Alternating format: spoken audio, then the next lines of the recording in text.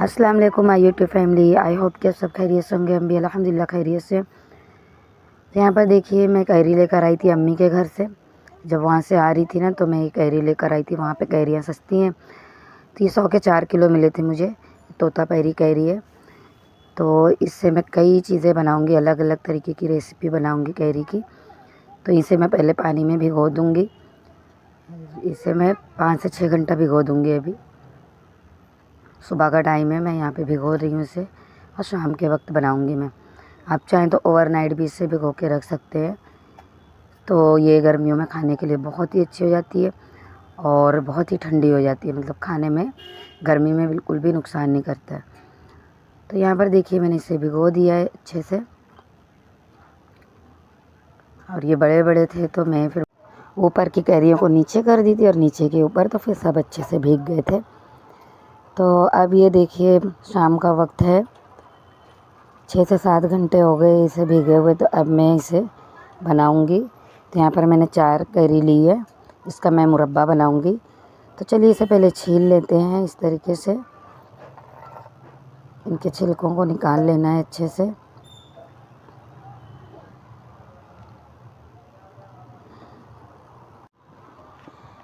Carry से मुरब्बा या फिर जैम बनाएं, चटनी बनाएं इसकी, या फिर गुरम्मा बनाएं, हर चीज़ बहुत ही मज़े की लगती है।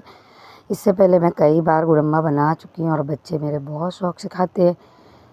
और मैं ग्रेवी वाला भी बनाती हूँ, सूखा भी बनाई, लेकिन मैंने रेसिपी शायद नहीं डाली। हाँ, इससे पहले सिर्फ ऐसी ही दिखाई थी, रेसिपी नहीं डाली थी।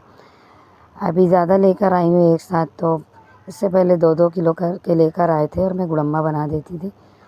तो बच्चे बहुत शौक़ से खा लेते हैं। जब भी मैं अचार बनाई थी ना, तो कुछ कैरियाँ जो है बिल्कुल थोड़ी नरम हो गई थी ना, तो उसका भी मैं गुड़म्मा बनाई थी और बच्चे ने खाए बहुत शौक़ से। रोटी के साथ, चावल के साथ भी ये लोगों को बहुत मज़े की लगती है। थोड़ा सी ग्रेवी करती हूँ मैं तो उसमें। तो अभी तो सिर्फ मुरब्बा बनाऊँगी। तो इस तरीके से देखिए, कट कर लेना है छोटे छोटे पीसेस में। और ये तोता पैरी कैरी में ये गूदे बहुत ज़्यादा होते हैं, तो इससे मुरब्बा, चटनी, जैम ये सब बहुत अच्छी बनती है। तो चलिए, इसे जो बड़ी बड़ी गुठलियाँ दिख रही है ना, इसे मैं साइड में निकाल दूँगी। जब मैं गुड़म्मा बनाऊँगी तो ये उसमें डाल दूँगी मैं। तब इसे मैंने एक पतीली में ले लिया। स्टील की पतीली लेना है, जर्मन की नहीं। और इसमें हम इसे जो है पानी डालकर बॉईल कर लेंगे। तो इतना बॉईल करना है कि जो कैरी है ना एकदम सॉफ्ट हो जाए। यहाँ पर देखिए, अच्छे से बॉईल हो गया है। अब इसे चेक कर लेते हैं हम। तो यहाँ पर देखिए, छुरी की मदद से मैं ये कट करके देखती हूँ। तो देखिए, बिल्कुल आसानी से कट जा रहा है। तो इसका मतलब है सॉफ्ट हो गया। बस इतना ही पकाना था इसे। गैस का फ्लेम बंद कर देंगे और इसे दूसरे बर्तन में निकाल लेंगे। इसका पानी जो है छान लेंगे। तो मैं इसे चम्मच से ही निकाल ले रही हूँ।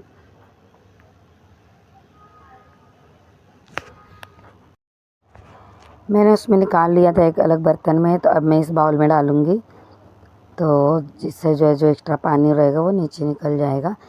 आपके पास स्ट्रेनर हो तो आप उसमें छान लें। मेरे पास भी है, लेकिन उसमें कुछ मैंने रखा हुआ था छान कर, इसलिए मैंने उसमें स्ट्रेन करी हूँ। इस तरीके से निकाल ली हूँ।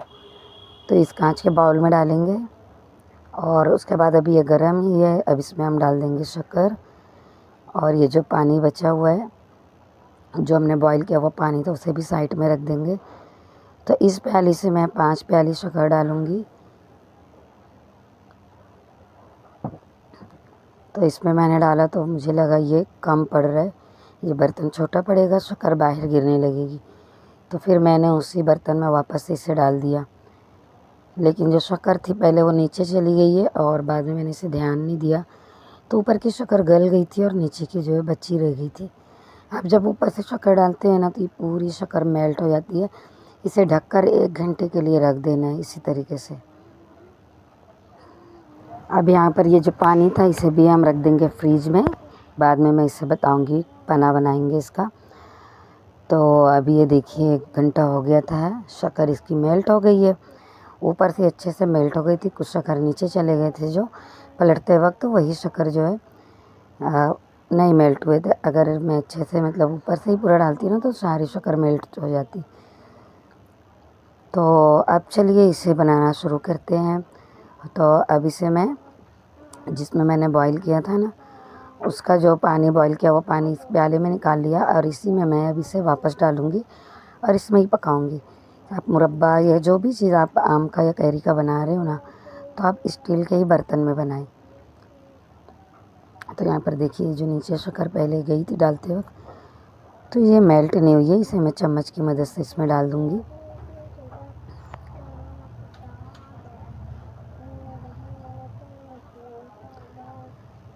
अच्छा, ये जैम आप बनाकर ना आप साल भर स्टोर करके रख सकते हैं।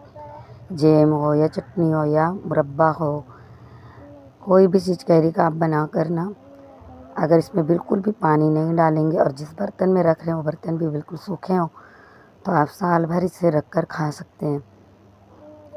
तो ये मुरब्बा भी मैं इसी तरीके से बताऊंगी आपको कि आप इसे जो साल भर रख कर खा सकते हैं और वही टेस्ट वही मज़ा आएगा खाने में। तो चलिए इसे बनाना शुरू करते हैं। इसे मैंने इसमें डाल दिया है। अब मैं इसे गैस पे रख दूंगी पकने के लिए। और उसमें ये जो ज़ाफ़रान है ये भी डालूंगी मैं थोड़ा, इससे जो कलर भी अच्छा आता है और इसकी जो ज़ाफ़रान की खुशबू है ना, उससे भी ये मुरब्बा बहुत अच्छा लगता है। तो यहाँ पर मैं कुछ धागे इसके डाल दूंगी केसर के। इसे डालने के बाद भी अच्छे से मिक्स कर देंगे।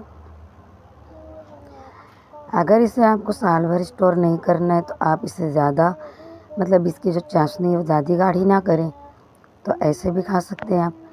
या फिर अगर आपको साल भर इसे स्टोर करना है ना, तो इसकी चाशनी थोड़ा सा गाढ़ी रखें, जिससे ये बिल्कुल भी कभी ख़राब नहीं होगा। और ये मुरब्बा इतना अच्छा लगता है ना, ऊपर से थोड़ा सा हल्का सा टाइट लगेगा लेकिन अंदर से पूरा जेली। तो मेरे बच्चों को तो ये बहुत ही ज़्यादा पसंद आता है। तो यहाँ पर देखिए मैंने इसे पकने के लिए रख दिया था। जब ये अच्छे से बॉईल हो गया था तो मैंने इसे ढककर फिर पकाया थोड़ी देर। ढककर पकाने से जो शक्कर होता है ना, वो कैरी के अंदर अच्छे से एब्जॉर्ब हो जाता है और खाने में ये बहुत ही फिर अच्छा लगता है। तो यहाँ पर देखिए मैं इलायची पाउडर डाल रही हूँ। तो आप 1 चम्मच इलायची पाउडर डाल दें, इससे टेस्ट और खुशबू दोनों बढ़ जाता है। इसके अलावा मैं और कुछ नहीं डालूँगी क्योंकि बच्चों को नहीं पसंद है। तो इस तरीके से मुरब्बा और जैम बनाओ तो बच्चे बहुत ही शौक़ से खाते हैं। तो यहाँ पर देखिए इसकी चाशनी जो है बिल्कुल परफेक्ट पक गई है। आप चाहें तो इसको उंगली में इसकी जो चाशनी है थोड़ा सा लेकर ऐसे दबा कर देखिए, अगर एक तार निकल रहा है अच्छे से तो समझिए ये पक गया है। अब मैं गैस का फ्लेम बंद कर दूंगी और इसे ठंडा होने दूंगी। तो यहाँ पर देखिए ठंडा हो गया है और जब तक ये ठंडा हो रहा था उस वक्त तक बच्चे जो है 1-2 प्यालियाँ निकाल कर खा भी लिए थे। तो ये देखिए ये इतना ज़्यादा टेस्टी और इतना मज़े का लगता है ना, आप लोग ज़रूर ट्राई कीजिएगा। और इस तरीके से मुरब्बा बनाकर और पूरा साल इंजॉय कर सकते हैं। तो अभी तो मैंने इसे 4 किलो में थोड़ा थोड़ा करके रेसिपी बनाई है। बाद में मैं लाकर और भी इसे बनाकर रख लूँगी। तो आप कभी भी चाहें आप इसे भी रोटी के साथ भी खा सकते हैं, ऐसे भी खा सकते हैं ये। तो कभी शाम का वक्त हो या सुबह में बच्चे कुछ भी नहीं खा रहे हो तो आप इसे बच्चों को रोटी में डालकर अच्छे से रोल बनाकर दे दें तो भी बच्चे शौक़ से खा लेते हैं। क्योंकि ये खट्टा मीठा होता है, मैंने शक्कर इसमें ज़्यादा डाली है। तो अब इसे आप एक कांच के कंटेनर में रख लें। कांच के जार में, कांच का जो जार है आप इसे पहले से धोकर अच्छे से सुखा लें, पानी वगैरह इसमें बिल्कुल भी ना हो तो आप रखें इसे।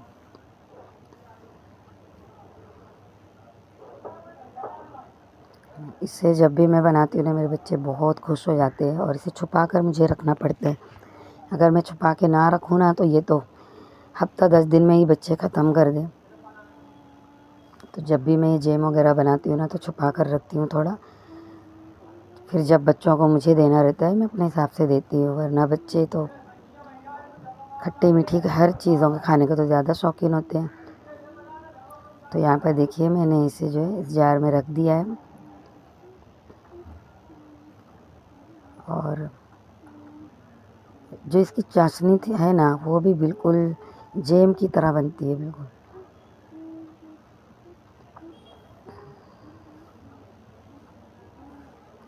थोड़ा सा मैंने देखिए प्याली में भी निकाला है। तो उम्मीद है आपको हमारी ये मुरब्बे की रेसिपी पसंद आई होगी। रेसिपी पसंद आए तो प्लीज़ आप हमारे चैनल को सब्सक्राइब कीजिए, लाइक कीजिए, शेयर कीजिए और कमेंट्स करके ज़रूर बताइए कि आपको इस कैरी के मुरब्बे की रेसिपी कैसी लगी। और आप लोग जब ट्राई करेंगे तो जब भी आपको लगेगा कि हाँ कितनी ज़्यादा टेस्टी और मज़े की ये बनती है। तो चलिए आगे जो मैंने बॉईल की थी जिसमें वो पानी जो बचा था उसका पना कैसे बनाते हैं, वो भी बहुत ही टेस्टी लगता है और गर्मी में तो ये बहुत ही फ़ायदेमंद होता है। तो यहाँ पर देखिए मैंने गुड़ लिया है, ये छोटे छोटे से गुड़ थे, इसे मैंने कूट लिया था पहले। तो इस पना में पूरा गुड़ ये डाल देंगे। आप चाहें तो शक्कर भी डाल सकते हैं, गुड़ डालें, आपकी मर्ज़ी। उसके बाद इसमें भुना हुआ ज़ीरा पाउडर डालेंगे और साथ ही मैंने यहाँ पे काला नमक है तो डालें, काला नमक नहीं तो मैंने चाट मसाला डाला है। इसे अच्छे से मेल्ट कर देना है, गुड़ को अच्छे से मिक्स कर देना है। उसके बाद नीचे जगह नहीं थी तो देखिए मैंने ये मशीन पे रख लिया है। और आप अब इसे ग्लास में डालकर, और पुदीना हो तो पुदीना भी डाल दें आप इसमें। मेरे पास अभी पुदीना नहीं था तो मैंने नहीं डाला है। और इस तरीके से आप फ्रिज में रख कर ठंडा होने के बाद इसे पिएँ तो गर्मियों के लिए बहुत ही मज़े की ड्रिंक है, बहुत ही फ़ायदेमंद ड्रिंक है। आप ऐसे भी चाहें तो कैरी लाकर बॉईल करके इसका पना बना सकते हैं, तो ये बहुत ही टेस्टी बनता है। तो चलिए अब यहीं पर मैं अपने व्लॉग का एंड करती हूँ। अगर आपको हमारी रेसिपी और ये पना की रेसिपी पसंद आई हो तो प्लीज़ हमारे चैनल को सब्सक्राइब कीजिए, लाइक कीजिए, शेयर कीजिए। मिलते हैं नेक्स्ट वीडियो में, तब तक के लिए अल्लाह हाफ़िज़।